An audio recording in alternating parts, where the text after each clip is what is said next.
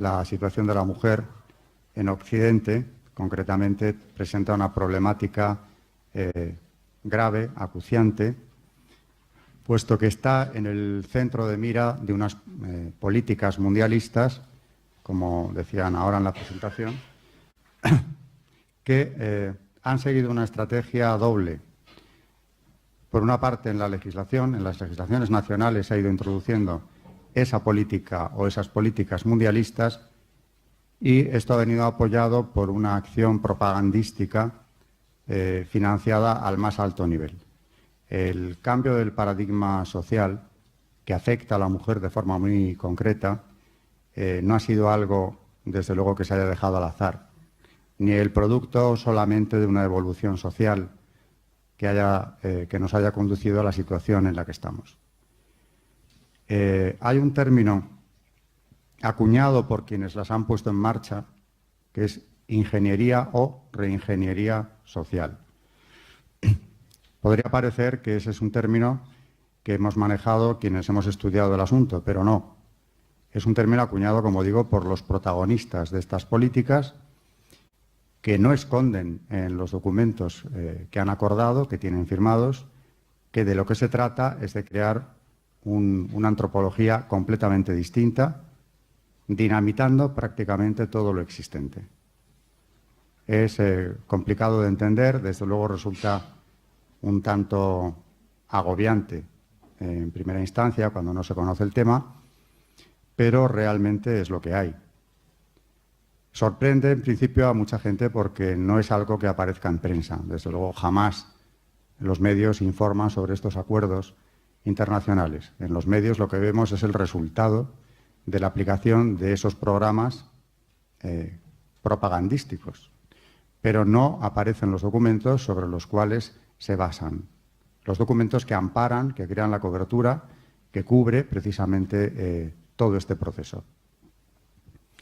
La ingeniería social es algo de lo que hablan sin pudor en estos documentos, y me estoy refiriendo ya, es hora de decirlo, a las organizaciones internacionales, muy principalmente Naciones Unidas, pero también la Unión Europea.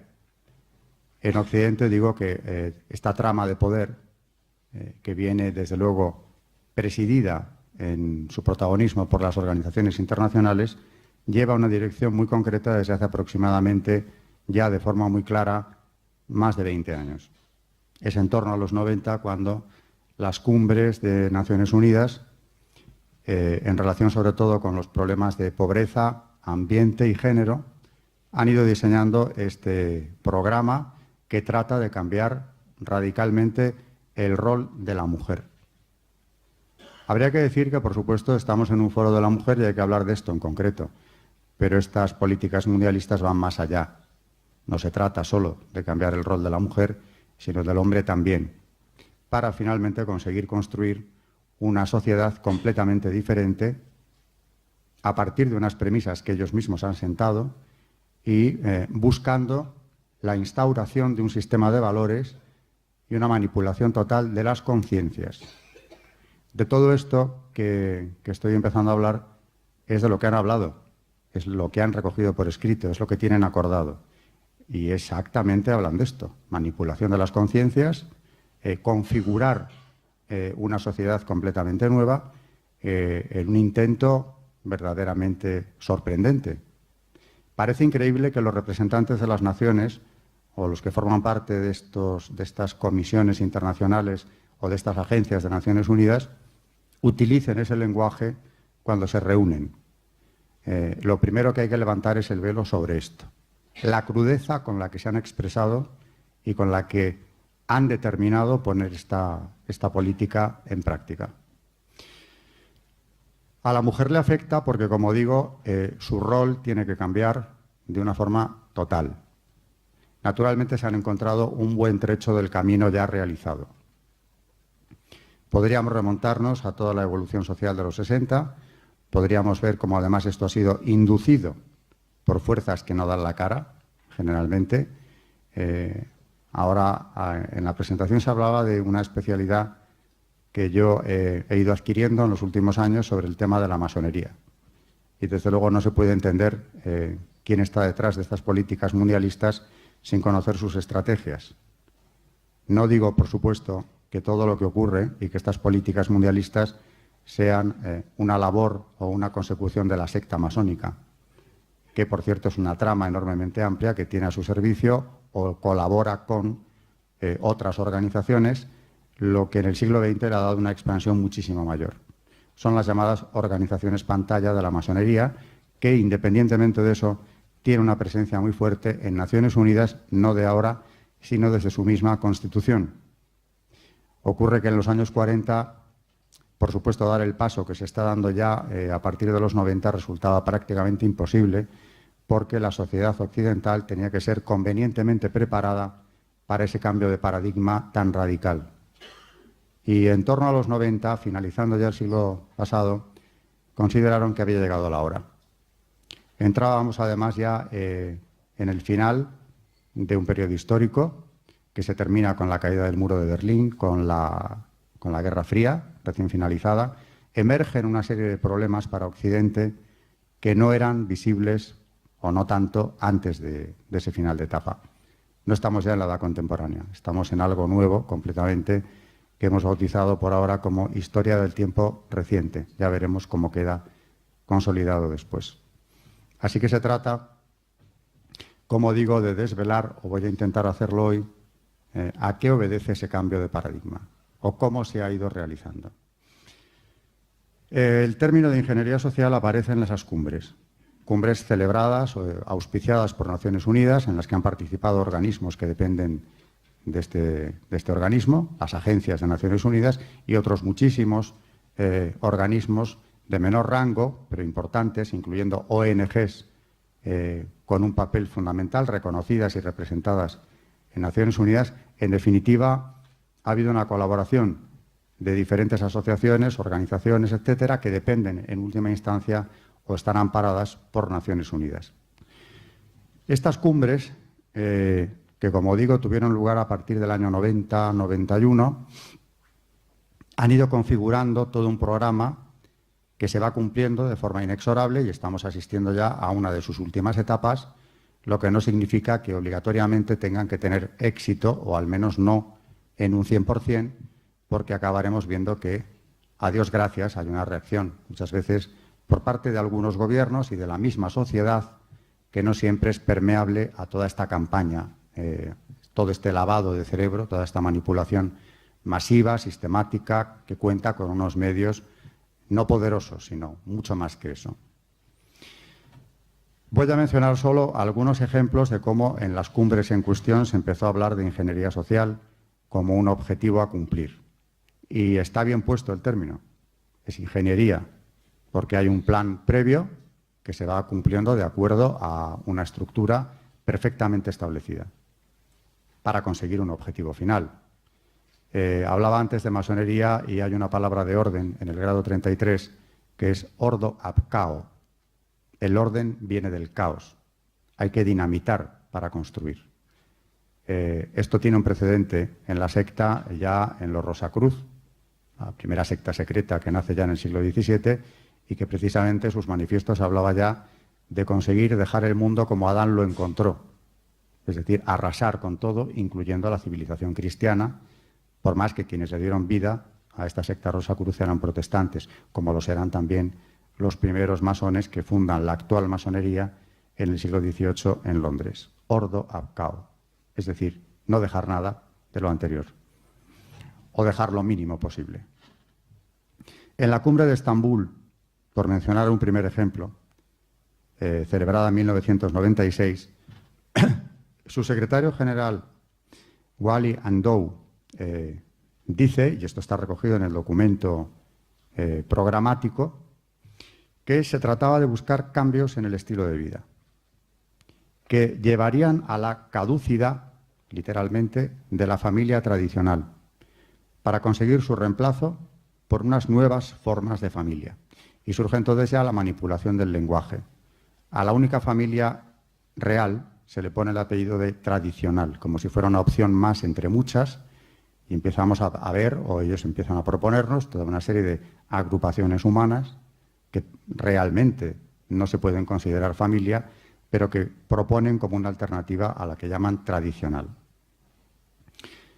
Nuevas formas de familia, sigue diciendo el secretario general, donde se recoja el derecho a elegir para el individuo qué tipo de familia quiere formar, afirmando ya en este primer certamen que se trataba de un proceso de ingeniería social. No fue solo en Estambul, donde la cumbre llevaba el subtítulo, digamos, de Hábitat 2, porque va muy unido todo este proyecto de ingeniería social al interés supuesto por la conservación del medio ambiente. Lo mismo, ingeniería social, admitió Adrián Germain, presidente de la Coalición Internacional para la Salud de la Mujer, miembro de varias corporaciones internacionales, que formó parte de la delegación oficial de Estados Unidos en las conferencias del Cairo y Pekín. También ella habló de reingeniería social, explicando que, son palabras literales de ella, dirigidos por los Estados Unidos desde los años 50, se formaron profesionales en población para controlar el crecimiento de la población en los países en desarrollo, de Asia, África y Latinoamérica, desde los 50. El objetivo era reducir la alta tasa de fertilidad. La palabra clave que utilizan siempre es fertilidad. La agenda del Cairo se enfoca hacia una amplia reingeniería social. Entre otros de los beneficios del Cairo, sigue diciendo, están las inversiones que tienden a reducir el tamaño de la familia deseada. Aquí habría que hacer un paréntesis y preguntarnos a qué tipo de inversiones se está refiriendo. No solo a las que llaman de inversiones en salud reproductiva, que encubren las políticas de aborto libre y esterilización, llevadas a cabo sobre todo en el tercer mundo, pero hay muchísimo más en cuanto a esas inversiones para cambiar el paradigma, porque habla de la familia deseada, es decir, no solo de la familia real, sino de cambiar el arquetipo, cambiar el estereotipo tradicional para que no sea deseable, o al menos un amplísimo sector, a poder ser todas las mujeres en Occidente, porque no solo se refieren al tercer mundo. Veremos luego que lo del tercer mundo empezó siendo como un primer campo de experimentación, pero esas políticas se tratan de llevar, por supuesto, a Occidente desde el primer momento. ¿Cómo se ha hecho, cómo se ha conseguido configurar este cambio incluso en la identidad de la mujer en Occidente? A base de muchísima propaganda, a base de un control, desde luego, de los medios de comunicación y a base de una presencia fuerte, desde luego, en el mundo de la cultura también. No digamos en el de la política. Sigue diciendo la presidenta de la Coalición Internacional para la Salud de la Mujer, cuando hablamos de salud de la mujer en este tipo de organizaciones, generalmente estamos hablando de aborto. Es esa la salud que les preocupa, la salud reproductiva, la llaman ellos. Dice que se trataba de darle la posibilidad a la mujer de elegir todo tipo de anticonceptivos y buscar su salud sexual y reproductiva y sus derechos, equiparando derechos a salud reproductiva, lo que se entiende por salud reproductiva. Realmente se trataba ya entonces, en los 90, de conseguir establecer un pensamiento único en el cual, o dentro del cual, la ideología de género sería la hoja de ruta a seguir, algo que tienen también reconocido, acordado y firmado. Tiene una importancia especial el control de población. Desde luego, ese es uno de los objetivos a seguir en todas estas cumbres. Como vemos, lo dicen abiertamente y lo presentan como una necesidad.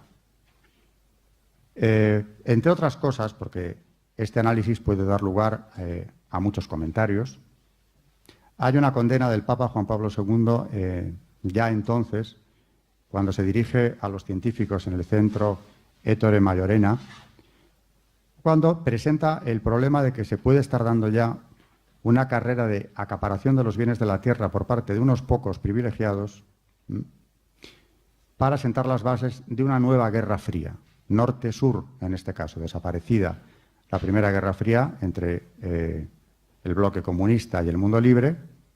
Se puede dar, estaría ya poniéndose en marcha, dice San Juan Pablo II, una nueva guerra fría norte-sur entre países ricos y pobres.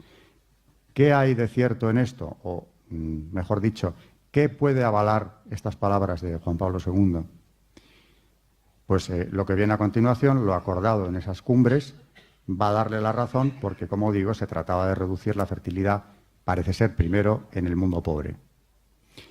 En Viena, en otra cumbre celebrada en el 92, la DAO, División para el Avance de la Mujer, que pertenece a las Naciones Unidas, y el Fondo de Naciones Unidas para la Población, que tiene en todo este proyecto un papel protagonista, decidieron que los programas de planificación familiar se deben dirigir a reducir la fertilidad, nuevamente, como ya se había establecido en Estambul, diciendo que se deberán cambiar los roles de género en orden a reducir la fertilidad. Es decir, que la ideología de género aparece aquí ya abiertamente como un instrumento.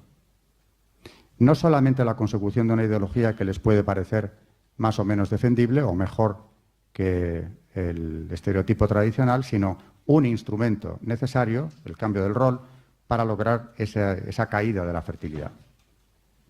Pero ya en Viena no se está hablando del tercer mundo, sino del cambio de rol hombre-mujer a nivel internacional, a nivel global, porque de lo que se trataba no era solo de que descendiera la fertilidad en ese mundo por razones bien egoístas, por cierto, porque luego, si me da tiempo, explicaré también qué es lo que justificaba empezar por el tercer mundo. Realmente el cambio se trataba de que fuese ya global. Esta cumbre de Viena es del 92, pero no era la primera vez que se hablaba del asunto, de la ideología de género como instrumento. El año anterior, en Suiza, se habían reunido también organismos de Naciones Unidas para redactar un programa que lleva este nombre, Programa de Naciones Unidas para el Medio Ambiente. Siempre, como digo, el objetivo es la preservación, supuestamente, del medio ambiente, con la colaboración del Fondo Mundial para la Naturaleza. Hay todo un entramado de organizaciones, de agencias y organizaciones que dependen del organismo que colaboran en estas cumbres. De ahí sale esa especie de declaración de principios que son los que se llaman así, principios para vivir de manera sostenible. Forma parte este documento de todo ese conjunto, de ese corpus documental de Naciones Unidas que, como digo, no se da a conocer generalmente nunca. Y dicen estos principios que se deberá crear una nueva organización mundial con el cometido de vigilar la observancia de esta ética mundial. Así que introducimos dos aspectos.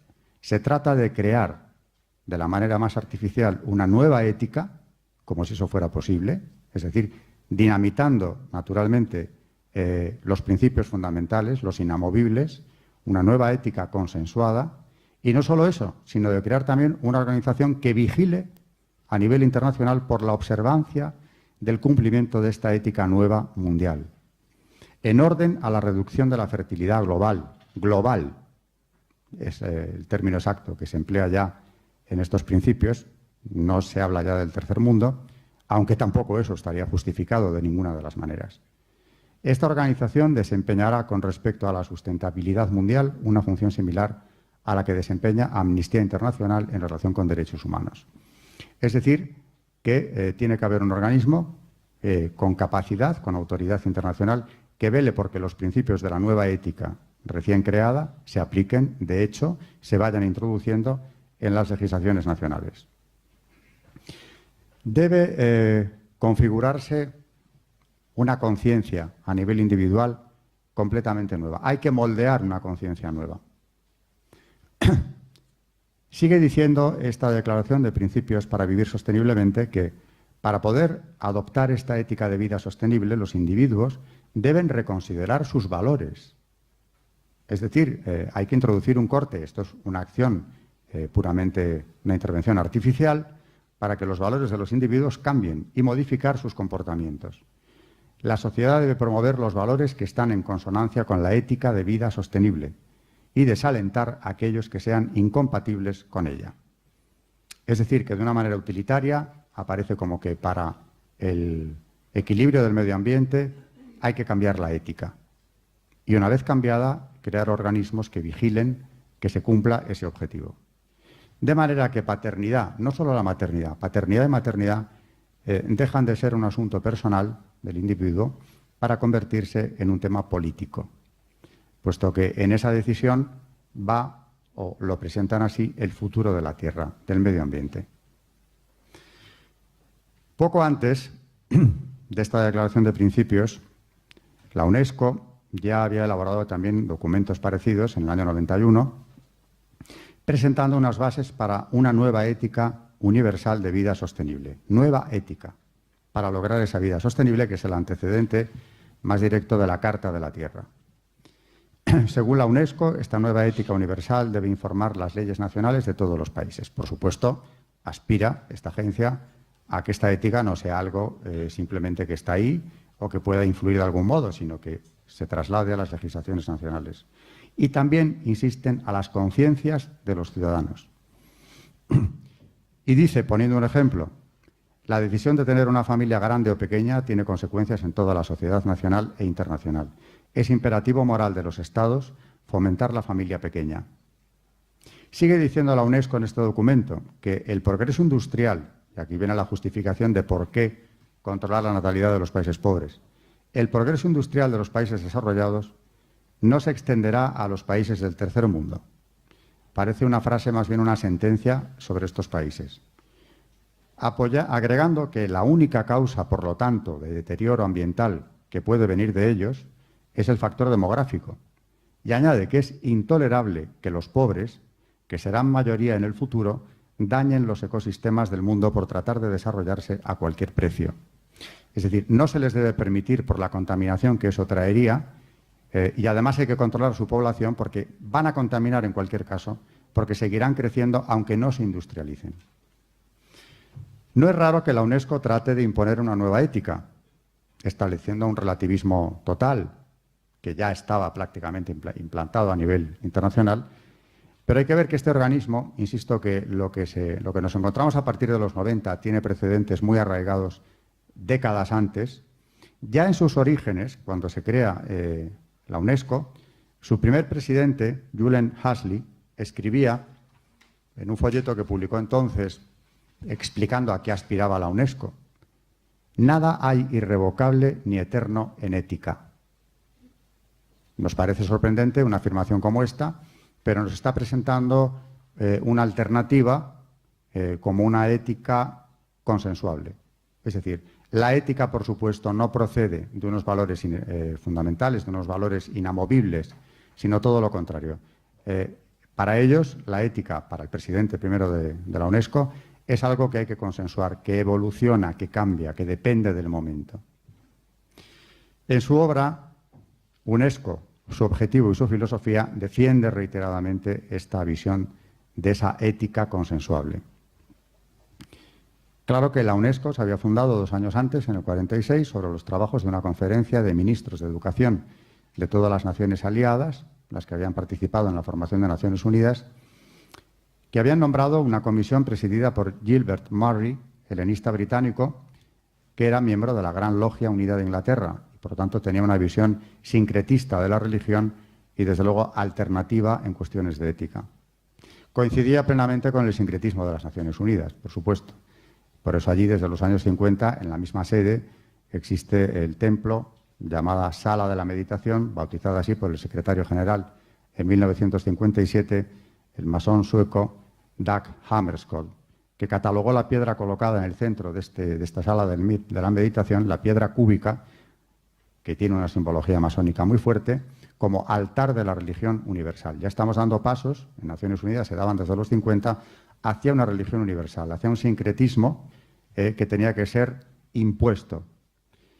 Insisto que en los 50 esto no se podía divulgar, no se podía hacer de una forma tan clara. Había que vencer muchas resistencias. La generación entonces que estaba en el poder hubiera presentado una resistencia mucho mayor a ese sincretismo religioso. Pero los pasos se siguieron dando y volvemos a los años 90. Una cumbre fundamental en ese cambio de ética, amparándose siempre en la ecología, es la de Río. La cumbre de Río del año 92 marca un antes y un después en todas estas cumbres de Naciones Unidas. Al igual que después las cumbres de Copenhague y de Pekín recogen los principios de la UNESCO, ese relativismo y también ese pragmatismo a la hora de entender la ética como algo al servicio de los intereses nacionales o internacionales.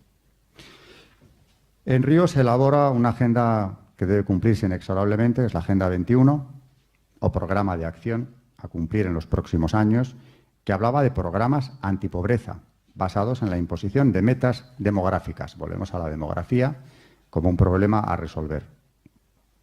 Para eliminar los estereotipos negativos, es decir, tradicionales. Debe imponerse la perspectiva de género. Desde luego, aquí ya en Río se dice abiertamente, se firma, y esta ideología de género empieza desde entonces a imponerse implacablemente con diferentes argumentaciones y también a introducirse desde entonces en las legislaciones nacionales en la medida que les fuera posible. Hay que imponer, se dice ya en Río, la perspectiva de género como instrumento. Esto ya se había dicho antes, se vuelve a decir muy poco antes, pero ya se había dicho antes. Y se vuelve a decir en Río y a partir de aquí sí toma una carta de naturaleza mucho más fuerte. También aquí se clarifica el proyecto porque se habla de nuevo de una reingeniería social y se añade que se hacía imprescindible la elaboración de una nueva ética, volvemos a insistir en lo que la UNESCO había dicho ya, que asegure un desarrollo sostenible. Por tanto, el desarrollo, el futuro del planeta depende de esa ética nueva y para eso, año siguiente, en el 93 ya, el Fondo para la Población de Naciones Unidas, haciendo suya la Declaración de Río, se compromete a impulsar una Constitución o Carta de la Tierra en la que enraizar los principios de la nueva ética. Se trataba de llegar a informar las conciencias de modo que los ciudadanos del nuevo orden tengan un pensamiento único enfrentado con la naturaleza humana.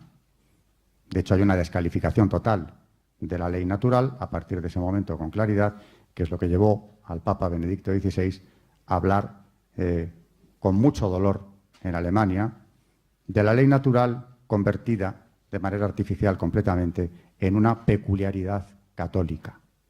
Utilizó esas palabras exactamente. El rechazo de la ley natural era fundamental. Sin un positivismo legal es imposible establecer esa ética nueva porque siempre chocarían con esa ley natural que ha ido desapareciendo por completo para imponer, de hecho ya esto es una imposición que podemos ver con claridad en las legislaciones europeas, ese positivismo legal.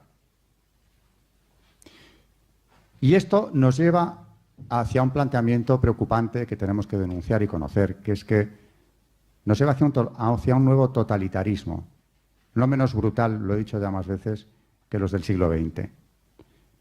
Yo, cuando a mis alumnos tengo que explicarles en qué consisten los regímenes totalitarios, digo que hay una nota que los distingue, y es la invasión de la esfera privada. Cuando ésta desaparece, o se la trata de manipular, de controlar desde el poder, estamos en un régimen totalitario, puesto que las libertades individuales han desaparecido de hecho. Convertir la paternidad o la sexualidad de las personas en algo controlado por el poder es totalitarismo. Y una decisión como es eso, la maternidad, que naturalmente marca toda la vida de la mujer, por supuesto, está controlándose ya desde el poder en un afán totalitario, que queda claro porque en esta misma semana, desgraciadamente hace 2 días, en Buenos Aires ya se ha establecido una nueva ley que castiga, penaliza, la defensa de la ley natural. El orden natural está penalizado. Esta ley que siempre, como siempre, en este tipo de organizaciones se presenta como una búsqueda de la libertad y de la tolerancia, dice claramente que se condenará a quien cuestione simplemente ciertas prácticas sexuales o la ideología de género. De manera que tratar simplemente de cuestionar, no ya de condenar, sino de cuestionar como algo patológico, no deseable, las relaciones sexuales que sean entre personas del mismo sexo, cosas mucho más graves, incluso de las que no voy a hablar porque la ley en cuestión no entra en ellas, en lo de la homosexualidad sí, porque ideología de género es eso, precisamente de lo que habla, la transexualidad, por supuesto. Si eso se cuestionara públicamente, aunque no hable en qué esfera de publicidad estamos moviéndonos, se puede castigar con pena de prisión. De manera que en la patria del Papa, hoy en día, decir lo que él ha dicho en la catequesis del miércoles puede llevar a alguien a la cárcel, por lo menos en Buenos Aires. Volviendo a Río, la Carta de la Tierra, que es esa constitución neopagana, panteísta, como la han calificado y es verdad, trataba de convertirse en una nueva ética para un nuevo mundo, según sus autores. Es el decálogo de la nueva era, un código universal de conducta, así la calificaron también, para personas y naciones. Fue impulsada por dos ONGs con estatus consultivo en Naciones Unidas, la Cruz Verde Internacional, que presidía Gorbachov, y el Consejo de la Tierra, presidido por Maurice Strong, que había sido subsecretario del organismo de Naciones Unidas. Y fue elaborada, entre otros, por el profesor Stephen Rockefeller, de la Fundación Rockefeller. Hay que tener en cuenta que esta familia se caracteriza por haber financiado todas las organizaciones pantalla de la masonería y, además, mantener viva una de las logias más poderosas del mundo, la Gran Logia Rockefeller de Nueva York, de signo iluminista luciferino. La fundación en sí, no solo el profesor Rockefeller, estaba presente financiando estas organizaciones y también la propia redacción de la Carta. Otro de sus protagonistas fue Federico Mayor Zaragoza, presidente de la UNESCO en aquel momento, y el presidente del Banco Mundial, James Wolfensohn, por lo que vemos que los avales eran del máximo nivel. Y, por supuesto, tenía que estar presente la UNESCO, que venía amparando este tipo de legislación. También intervino UNICEF, con observadores que tenían capacidad de decisión en la redacción. El secretario general de Naciones Unidas, Kofi Annan, ordenó que los contenidos de la Carta, recién aprobados, fueran incorporados a las deliberaciones de la cumbre de Johannesburgo, que se preparaba ya para el año 2002. Es un proyecto, por lo tanto, oficial de Naciones Unidas. Ya antes de esto, Kofi Annan, al inaugurar la cumbre de Pekín, que es decisiva en todo esto, 2001, dijo: nosotros no somos huéspedes del planeta, le pertenecemos. La Carta ha recibido culto. Concretamente ha sido expuesta en Nueva York, en el Templo del Entendimiento Universal. En Nueva York hay varios templos sincretistas, amparados todos o dentro de Naciones Unidas, colocada dentro del Arca de la Esperanza, que es un remedo del Arca de la Alianza, puesto que es el nuevo decálogo, y llevada en procesión hasta la sede de Naciones Unidas para ser trasladada después a Johannesburgo, donde, como dijo el propio secretario general, debía presidir la cumbre y, con sus principios, iluminar a los representantes de las naciones. Gorbachov, que es quien redacta todo el preámbulo y sigue participando en el resto del texto, dice textualmente: necesitamos encontrar un nuevo paradigma que reemplace los vagos conceptos antropológicos, que de vagos no tenían nada, todo hay que decirlo. Estos nuevos conceptos se deberán aplicar a la moral, a la ética, y constituirán un nuevo modo de vida. El mecanismo que usaremos será el reemplazo de los 10 mandamientos por los principios contenidos en esta Carta o Constitución de la Tierra. No han sido timoratos a la hora de calificar el proyecto. No era necesario hacer una mención expresa del decálogo y quisieron que constara. Digo que, concretando en la mujer, la ideología de género, por supuesto, es el instrumento, y lo tienen reconocido en múltiples documentos, que hay que utilizar para conseguir el cambio de paradigma. Y no olvidemos que hay una serie de ideas clave de la ideología de género que se recogen en toda esta documentación. Ante todo, lo más básico es que el sexo es una opción. Hay que garantizar la autodeterminación de la mujer y del varón. No depende de la biología, no depende de Dios en absoluto, por supuesto. No es más que una construcción propia. Hay que hablar solo de individuos humanos.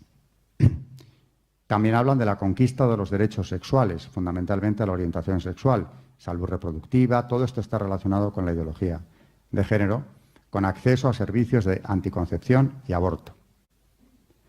Pero es que criticaba también a UNICEF y al ACNUR, el Alto Comisionado para los Refugiados, por su, palabras textuales de Monseñor, decisiva participación en el programa de control de nacimientos, que era hablar del tema de una forma bastante suave, porque no entraba a describir en qué consistía. Y además seguía diciendo Monseñor Tougan: las declaraciones oficiales de la Organización Mundial de la Salud reflejan tendencias que son inaceptables para la Santa Sede. Lo que también, claro, le valió inmediatamente, en ese momento, una condena, una campaña internacional, naturalmente contra la propia Santa Sede, que a partir de ese momento, y por eso desde los 90 en adelante, ha sido objeto de críticas en los medios de comunicación, reiteradas veces, porque lo que está de fondo, lo que late en esa oposición a la Santa Sede, es que es prácticamente el escollo principal que estas políticas mundialistas encuentran a la hora de imponerse. La voz que habla, prácticamente en solitario, es la de la Santa Sede. En ese sentido se expresaba Monseñor Ric Pla, el obispo de Alcalá, cuando el año pasado, en otoño, publicaba sus 2 cartas pastorales donde denunciaba la influencia que en la gobernanza transnacional, lo calificaba así, que es mundialismo, tenía el lobby gay, bisexual, transexual, a la hora de imponer la ideología de género, que era lo que había hecho posible que el Partido Popular retirase su propio proyecto de reforma de la ley del aborto. Merece la pena leer las cartas del obispo de Alcalá. Mencionaba antes cómo, y creo que en este foro ya se ha comentado, el Papa Francisco en la catequesis del pasado día 15 decía, y creo que es muy oportuno traer sus palabras aquí, aunque creo que ya posiblemente se hayan comentado, ¿no?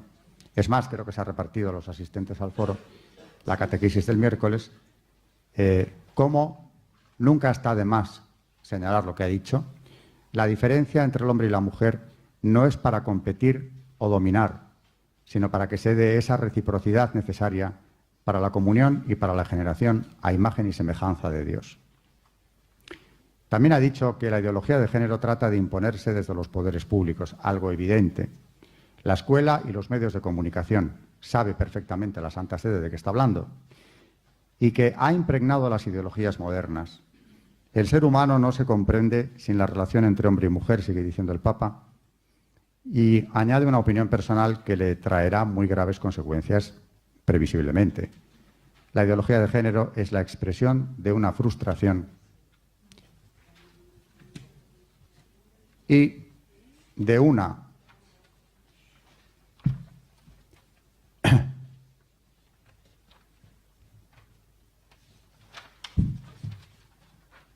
resignación, sigue diciendo, que tiende a cancelar la diferencia sexual porque no sabe confrontarse con ella. Y apela a los intelectuales para que no abandonen la exigencia de dar respuesta adecuada a la ideología de género. Es una cuestión pendiente que hay que argumentar, que hay que contestar, desde la bioética, desde la propia filosofía, hasta donde sea posible. Y en cambio, Susana me pedía que acabáramos con una visión esperanzadora.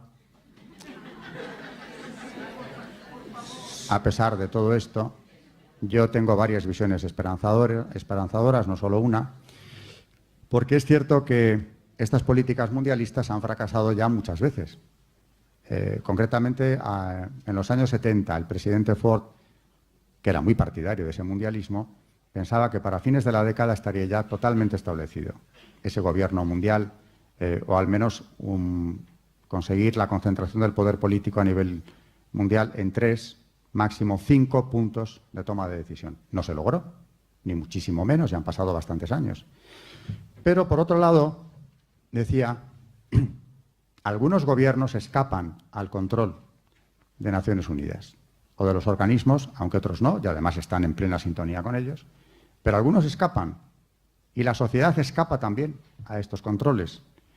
Por ejemplo, hace 4 años, Hungría sorprendió al mundo redactando una constitución provida, que naturalmente fue contestada desde la Unión Europea, de la que no he hablado ni tiempo tengo, pero que está en plena sintonía también, por supuesto, con Naciones Unidas en todo esto, y fue calificada esa constitución como rechazable por ser contraria a los valores de Europa. Dijo textualmente la comisaria europea, la señora Reding, que pertenecía al Partido Popular Europeo, dejando la frase ahí. Claro, esto en titulares tiene un impacto grande, porque cualquiera que no quiera molestarse en ver qué es lo que han escrito en esa Constitución los húngaros podría pensar que han dicho verdaderas barbaridades. Porque si se habla de valores europeos, tenemos todavía arraigado que serán elevados. Hay que ver cuáles son. Porque si no es defender la vida un valor europeo, que nos diga esta señora cuáles son los valores de Europa, a los que se opone esa Constitución. No son valores europeos. Y ahí lo deja, claro. Pero aparte del tema de Hungría, la sociedad, digo, va por libre muchas veces. Hombre, después de una manipulación de años, toda esta ideología de género ha tenido ya una repercusión inmensa en lo que ha ocurrido, en el desplome de la pirámide demográfica ha sido fundamental. No vamos a decir que no se haya sufrido las consecuencias de esta ideología de género, Pero, en cambio, en los países más desarrollados es verdad que se ve una evolución sorprendente que se escapa y que, desde luego, contradice gravemente los designios de los mundialistas. Por ejemplo, Japón, donde no vamos a tachar a Japón de ser un país retrógrado en ningún aspecto, y nos encontramos con una realidad sorprendente, y es que en la actualidad, estas son cifras de 2014, bien recientes, 7 de cada 10 mujeres japonesas abandonan el mercado laboral después de tener hijos. En Japón, casi la mitad de los títulos universitarios, sin embargo, son obtenidos por mujeres. Luego, la paridad académica en Japón ha llegado a ser prácticamente perfecta. La participación en el mercado laboral de la población femenina oscila entre el 45 y el 55%, dependiendo de qué profesiones. Pero esa tasa decae, pero sensiblemente, a medida que avanzamos en el tramo de la edad y llegamos a niveles en los que la maternidad empieza a repuntar. Porque hay momentos en los que se ve por edades que incluso las mujeres con carreras profesionales consolidadas y con una carrera académica importante van abandonando también ellas ese mercado laboral precisamente por encontrarse con esa disyuntiva que se les plantea. A pesar de que en Japón hay políticas de apoyo a la familia que ya quisiéramos tener. Por una parte, se encuentra la mujer para tomar esta decisión con jornadas laborales exhaustivas, que pueden llegar de promedio a las 60 horas semanales, lo cual con la maternidad es difícilmente conciliable. Aunque también hay que decir que allí en Japón las deducciones fiscales pueden llegar hasta un importe de 5.000 euros anuales en familias en las que uno de los cónyuges tenga ingresos inferiores a estos 5.000 euros por ejercicio. Y es que allí, a pesar de todo, y Japón no vamos a decir que no esté inmerso en esta política mundialista, de hecho forma parte de la trilateral, por lo tanto está inmerso en esas políticas, el gobierno japonés es muy consciente desde hace años de que la actual pirámide demográfica es sencillamente insostenible. A largo plazo, con una tasa de natalidad que ahora ya allí es del 1,4 hijos por mujer. No llegan ni a la sustitución. Por eso, este gobierno admite que debe aliviarse la presión fiscal. Luego, estas ventajas fiscales que ya tiene la familia en Japón van a ir a más.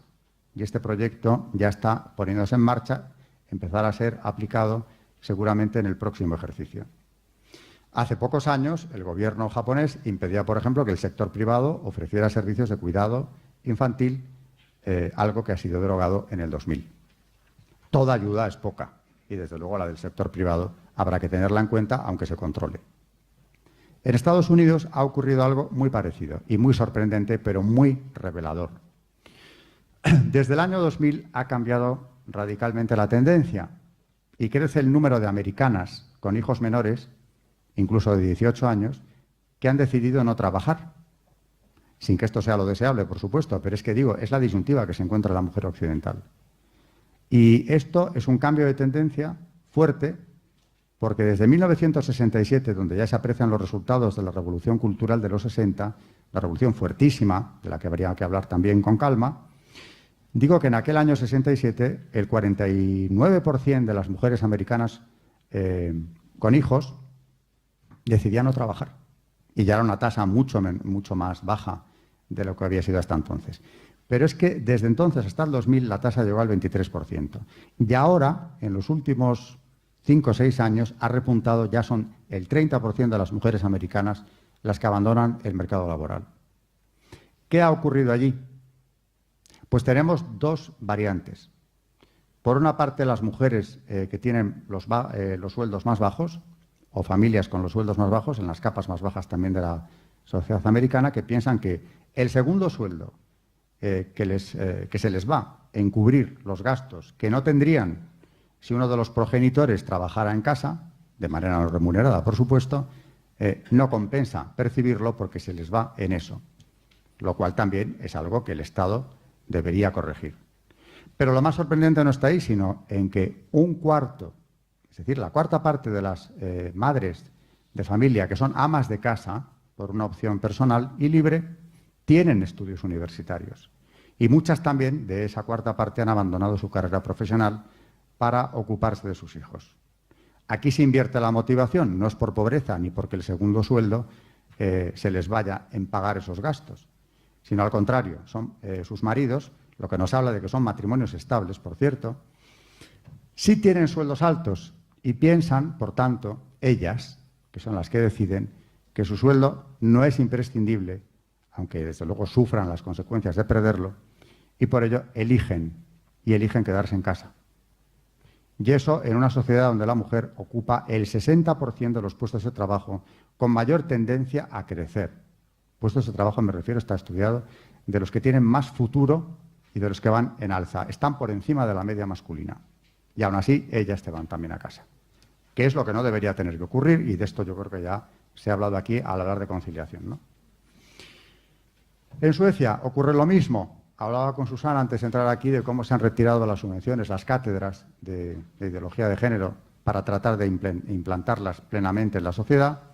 Han dejado de recibir esta subvención oficial, pero es que además allí, en Suecia concretamente, el paraíso socialdemócrata de la igualdad de sexos, el 47% de las madres dicen, estos son encuestas todavía, nada más que encuestas, que prefieren un trabajo a tiempo parcial para poder ocuparse de sus hijos. Es decir, ponen por delante la familia que la carrera profesional.